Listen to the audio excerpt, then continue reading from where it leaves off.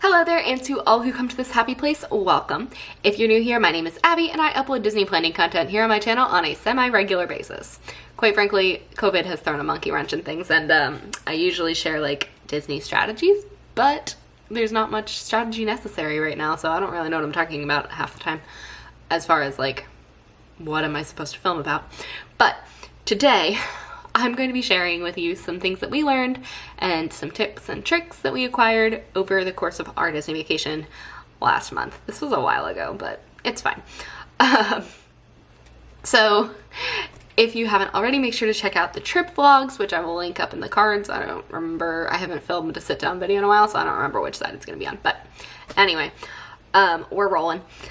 The first thing before we get started, I did want to mention that if any of this sounds enticing to you, that Disney actually released a special offer this morning for up to $500 in savings on a 4-day, 4-night vacation package, and the discount only goes up the longer you stay. I had one family save over $1,000. So, you know, I mean, I had many families save many dollars, but the most impressive was thousands, like over 1,000. So yeah, and there's also a special one for people within driving distance, or what Disney would consider driving distance. So there's a lot of different options as far as discounts go right now.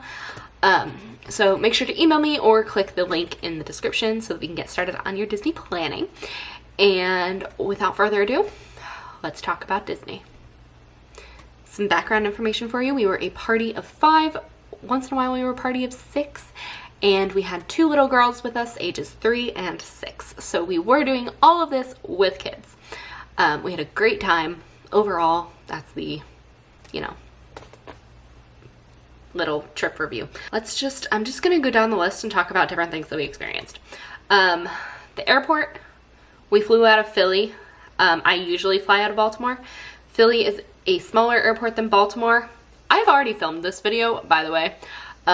Except I was about halfway done and pushing 35 minutes, so I decided to redo it and not go into so much detail. So if you have questions about any of these things, let me know and I'll answer them, but I didn't want to bore you.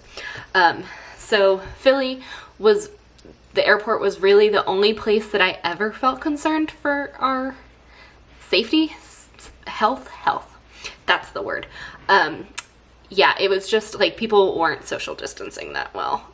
We did the best we could to stay away from people, but in certain areas, such as security, that's pretty difficult to manage. So, other than that though, it was totally fine. We had 2 rows to ourselves. Before we go too much further, we were a party of 5. At one point we were a party of 6. But it was 2 kids, ages 3 and 6, 2 girls, and then the rest of us were adults. So we were 2 rows on Southwest. I would say if you are flying right now, I would only fly Southwest. Most of the airlines at this point are acting like COVID doesn't exist, but Southwest is still paying attention to it. And the middle seat of Southwest, they will not sell middle seats until at least October 31st. Now, if you would like to sit next to your family and use the middle seat, you are more than welcome to do so, but they will only sell the number of seats that would skip all middle seats, if that makes sense. Felt totally safe there and back. And then my parents actually flew Southwest a few weeks later, and they said the same thing. My brother flew Frontier down to Florida. He goes to college in Florida. So when he went back to school, every seat on that plane was filled. And I'm hearing the same thing about American. So those are 2 that I would personally avoid, but I have heard that about many different airlines. So just keep that in mind. Southwest is doing the right thing. They're doing a good job. We had to keep our masks on unless we were eating or drinking, but other than that, totally fine. I'm someone that sleeps on the plane, so like, didn't even notice. Mobile ordering is, if you see me looking down, I'm glancing at my notes. Mobile ordering is now like the way to order quick service food. Before it used to be optional, now it is pretty much required. The only time it's not required is if you have extensive food allergies at hotels, extensive food allergies in the parks. In the parks, allergies tend to be able to order through the app. I say allergies, I am an allergy. I am one big walking allergy. So in the parks, I'm able to order on the app, but in the hotels, I have never found a hotel where I can mobile order on the app. So they will come out and talk to you as they usually do. The chef will come out, or you can order with someone at the cash register. I usually like to talk to a chef just because of my combination of allergies, but you don't have to. Of course, if you feel at all like you want to, you are more than welcome to do that, but that's a whole other topic. You can now pre-mobile order, so you can pick an arrival time, even if it's like a couple hours in advance, and then you just show up during your window and press I'm here. I will say, I think maybe not in the parks. In the parks, we didn't do any quick service. We only did table service, and I will get there. But at the resorts at least, click I'm here before you're there, because it literally took forever a lot of times. So I think it's just they're getting used to so many people using mobile order. Before, I think it used to be a more even split between people waiting in line and people doing mobile order. So, one thing we did do was when we would eat at the hotel, we would get the food and then we would take it back to our room. We stayed at Bay Lake Tower in a 2-bedroom villa, and so we had like a dining area in our room, and we figured that would minimize the amount of people we were eating near and having masks off near. While we felt safe going to Disney, we can always minimize our risk in other ways throughout the trip. So that's, what we did. For example, I know they're disinfecting the planes, but I boarded first and I disinfected all of our rows just as an added step and precaution, just to know we were doing all we could, besides sitting home and staring at each other. So we felt safe the entire time, though, I will say that.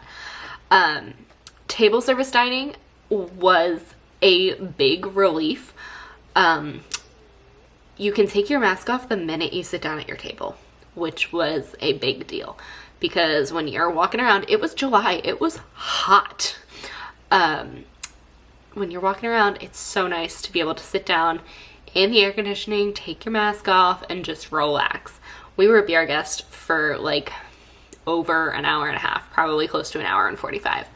And it was so nice to just take a break and decompress, and then we were ready to put them back on.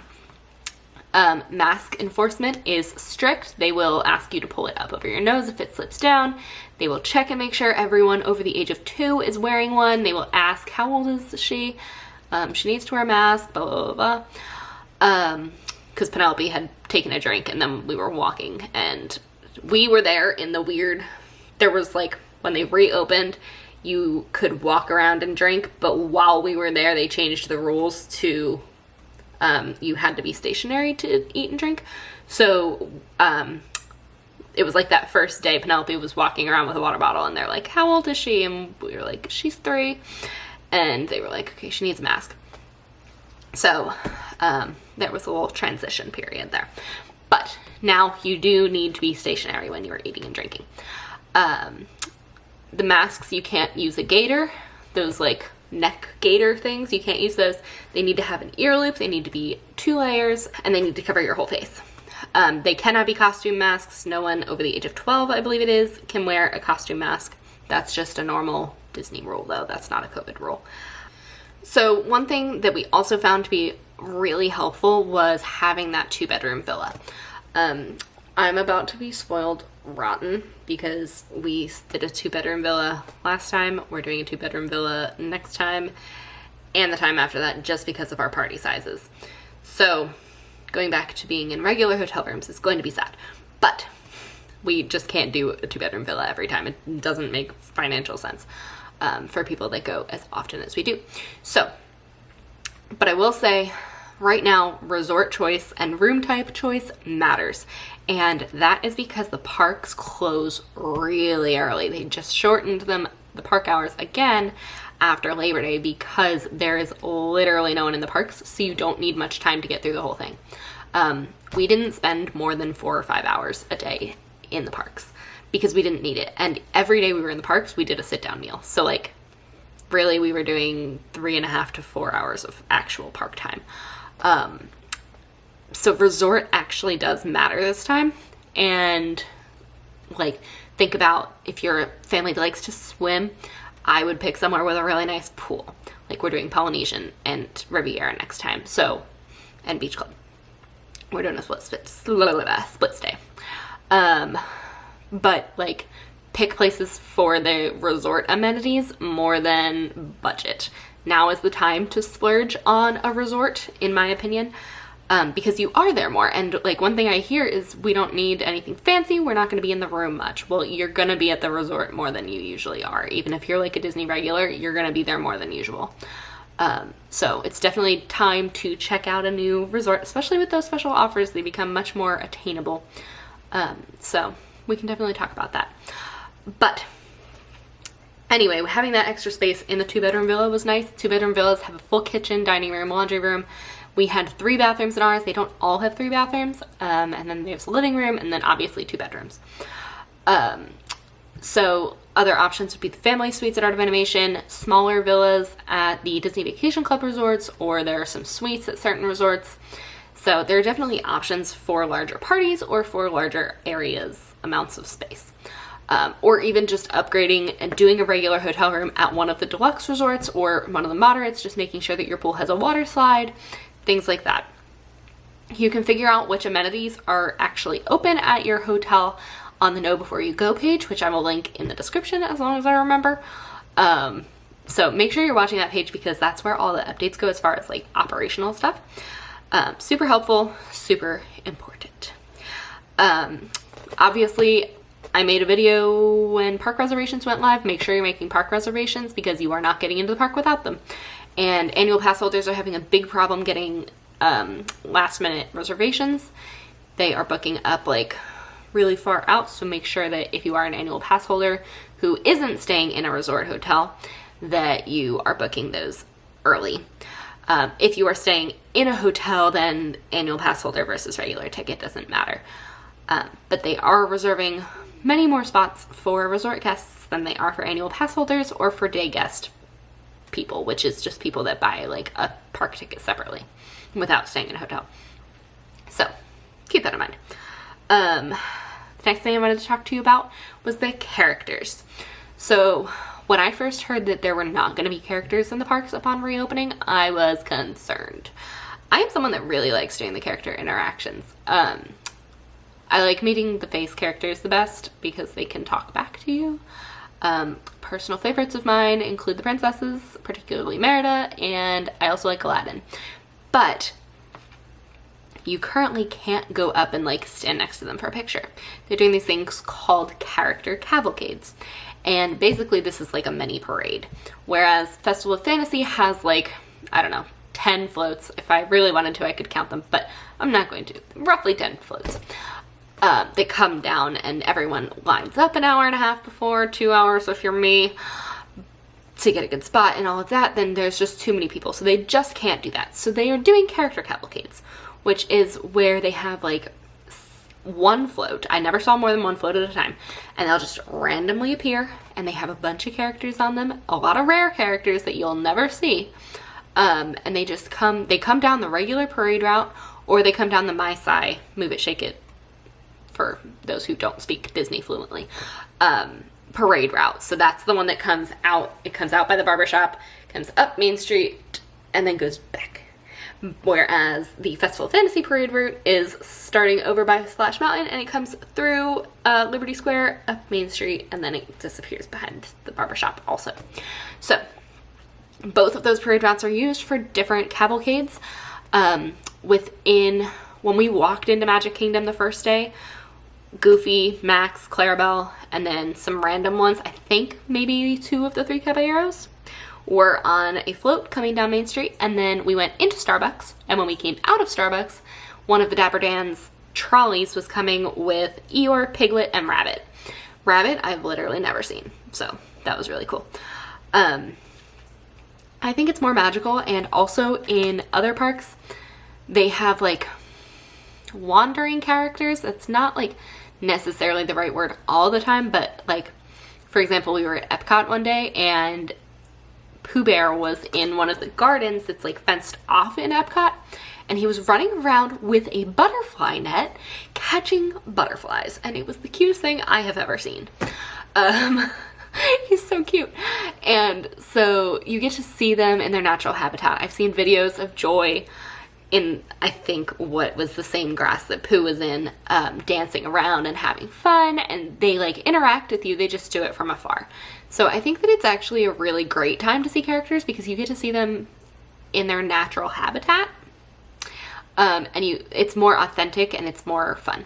And you also don't have the concern of like little kids get really freaked out by characters most of the time, whether you want them to or not. Like, if we're being honest, a lot of kids have a problem with particularly fur characters. And like, can you blame them? It's kind of scary. It's like a big stuffed animal. We know that it's nothing to be scared of, but little ones don't. So I think it's actually a really great way to warm up to characters before maybe your second trip.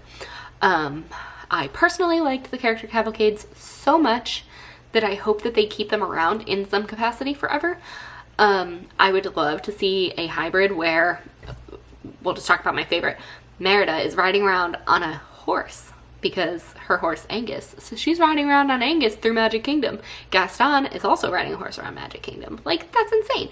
I would love for Merida to ride her horse around Magic Kingdom for like half the day and meet people for the other half of the day.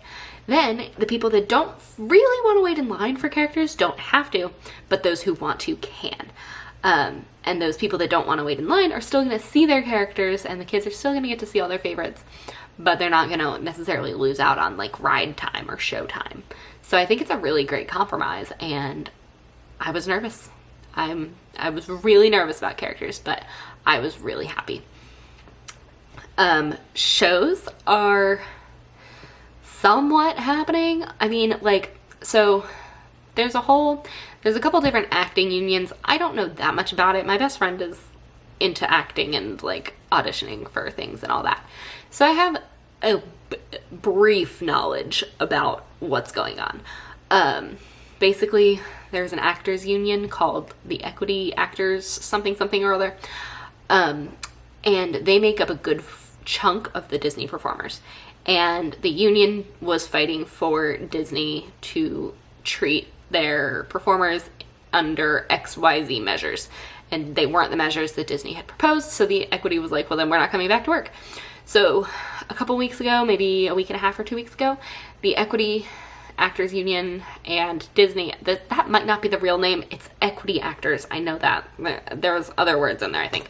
Anyway, they came to an agreement, so I don't know if that means shows are coming back anytime soon, because there is still the issue of crowding. However, the actors are now ready to come back. So that's a hurdle that we needed to jump over. The movies are happening. So Mickey's Full Hair Magic was happening. Muppet Vision 3D was happening. I didn't check for the ones in Epcot. We kind of breezed through Epcot. But the movies seem to be happening, which was really nice because they're a great way to get out of the heat. And it was July. It was really hot. So no fireworks, no true parade, like no Festival of Fantasy parade. Hopefully those come back soon. Take this with a grain of salt, but I saw in the rumor mill that someone may have seen projections being practiced on the castle after park hours. So that could mean something, but it also could mean absolutely nothing. It could mean they were just keeping the equipment moving and doing what it needs to do, but it also could mean maybe they're hoping that things could come back eventually. I'm sure they're going to come back eventually, but I mean, my fingers are crossed that they're back by Christmas because we'll be there for Christmas. But yeah, anyway, again, don't come for me if it's not true. It very well may not be. It might be where like you have to drive your car even if you're not leaving the house because it needs to run. I don't know how all that technology works, but I did hear that someone saw them potentially practicing some sort of projection. Whether it was Happily Ever After or not, I don't know. They don't know. They didn't know. They straight up said, we don't know what this was, but it might have been them practicing projections. So, yeah. no Festival of Fantasy Parade. They don't want anything that's going to draw a crowd and have people standing super close together. So that's why. We were able to walk on to pretty much every major attraction. The longest wait time I saw, other than Mickey and Minnie's Runaway Railway, which we fully expected because it is brand spanking new. It literally was up for like 2, maybe 3 weeks before everything shut down. That had a normal wait time of like 60 minutes, which is average for that attraction. You know, and it's 3 weeks of life before this all happened. But the longest wait time we saw was actually for It's a Small World. I think that we happened to be walking by after a downtime or something, and the wait was like 20 or 25 minutes. But other than that, the only thing we really waited for was Space Mountain. And when I say we waited for Space Mountain, I mean it was still faster than like the Fast Pass line usually is. We just didn't wait for the others, as in we never stopped walking and just getting on the ride, whereas Space Mountain, we had to pause and there were a few parties in front of us before we boarded our spaceship. So like really there were no waits. It was amazing. Walking around the parks was like eerie because there was no one there. It was just like Penelope didn't ride in the stroller. She's like, I want to walk. And there were so few people that were like, cool, you do you. And she would just walk along. We could see her. There was no people around her. Like, it was awesome. The one thing was, it was hard to get same day reservations for dining. We were able to get Be Our Guest, but other than that, we had a lot of trouble. Even at like resort, I feel like resorts were actually harder to get same day reservations. So make sure you go in with your dining plans already made, which like you should do anyway. We just happened to, we weren't going to do the parks at all. And then suddenly, like a few days before we went, we decided we were doing the parks. So then all of our dining plans were like out the door because we weren't going to be in the parks during the day. That's why we didn't really have reservations. So keep that in mind. Make sure you're booking at 60 days. Then you'll get what you want and everyone will be happy. It's a really great time to be there for picture purposes. Photopass, you have to have, so in every Disney taken picture, that's going to come through Memory Maker. So anything with a Disney camera, ride photos, they're not taking pictures with characters, but like castle pictures, Spaceship Earth pictures, everyone in the picture must be wearing a mask or they will delete it. Like there is a team that takes the pictures and then there's another team that goes through and like checks them all. When I worked at Spaceship Earth, we had to, someone was in photo edit and they had to make sure no one was doing anything inappropriate in the pictures. So they have a team doing that, but that team is looking specifically to make sure everyone is wearing a mask. They will actually delete your picture if you're not wearing a mask, and cast members won't take your picture. If you're planning on taking pictures, Memory Maker is important right now because cast members won't touch your phone. Usually they'll use your device if you ask them to take your picture. But right now, for germ purposes, they are not doing that. So if you would like pictures, get Memory Maker. If you are not using Memory Maker, you just have to take your own pictures, which we got some insane pictures. If you follow me on Instagram, I've been posting some of them. But there was like no one in the park ever. I know I keep saying that, but it was magical. We had so much fun that we're going back twice this year before the end of the year, and then we have 2021 is going to be different. I'm most likely relocating to the state of Florida. Yay! So that is why we are filming in my office today, because my room is already, like, my filming wall is gone. It's goner.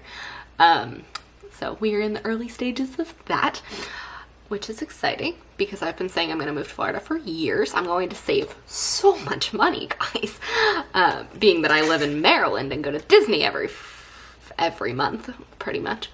I gotta stop. Anyway, so if anyone has any questions about COVID in Disney, our experience, anything like that, let me know. You can always email me, message me on Instagram or Facebook. My links are always in the description down below. I am going to link a COVID guide when I finish it. I was going to do this in 2 videos and tell you like story style about our trip and then do a tips video, but I just decided to roll it all into one as I was filming. So my intention was for that to go up with the second video, but when I finish the guide, I will post the link down below. Or the better option would be to follow me on Facebook, because I'll be sharing it there as soon as it's done. So yeah, my clients, if you are a client, you are getting an extended version. If you are not my client, you're getting like the basic version. Just, you know, the things you need to know, but clients are getting everything. Last thing, masks really weren't that bad. And I'm someone that has trouble with masks, as far as like, I have panic attacks on a regular basis without masks. So with masks, it's like not a super fun time. Target is like a trigger spot for me with the mask. I don't know. So I was actually completely fine, pretty much. I had like 1 second where I was like, I gotta not. But it wasn't that bad. And I'm not really, please don't come for me about masks in the comments. It is what it is. If you want to go to Disney right now, you are agreeing to wear a mask at all times. You can't walk around and eat and drink all day to avoid wearing a mask. You must be stationary when you're eating and drinking. So no loopholes. There are no exceptions. There's no medical exceptions. Either you wear one or now's not the time for you to go. I see it as it is one very small inconvenience for me to wear a mask, but it could do a whole lot of good. So why wouldn't I just do it? Especially if you're choosing to go to a theme park during a pandemic. Let's be smart about it. So, I don't know. That's my opinion on it. My next video is probably going to be another vlog. I did post our first park day in the vlog playlist here on my channel. I'll link it up there somewhere. But I have lots more vlog footage, and the kids are so stinking cute. Bella is a little vlogger. So definitely look for that. With that being said, if you enjoyed this video, please make sure to give it a big thumbs up and subscribe to my channel if you haven't already. If you hit that notification bell, then you will get notified every time I upload a new video, which is super helpful considering I'm not uploading super regularly right now. If you have video suggestions, feel free to leave them in the comments, because if I have something to talk about, I will film a video. I just don't really have much to talk about right now. But there will be more, because we're going back to Disney pretty soon. So, very excited. And, alright. I'll see you guys later. Have a magical rest of the week. And I haven't filmed in a while, so I'm super awkward. Bye.